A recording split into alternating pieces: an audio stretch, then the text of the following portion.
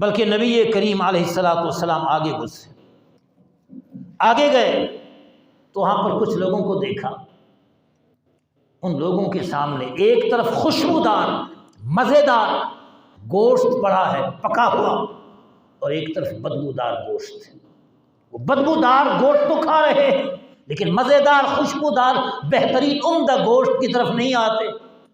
जिब्रील अमीन से पूछा ये कौन लोग? बताया गया ये वो लोग हैं जिनको दुनिया में पाक बीबियां मिली थी, जिनकी शादी हो चुकी थी, हक हलाल की बेबियां उनके निकाह में थीं, लेकिन वो ज़ना करते थे, गैर औरतों की तरफ जाते थे।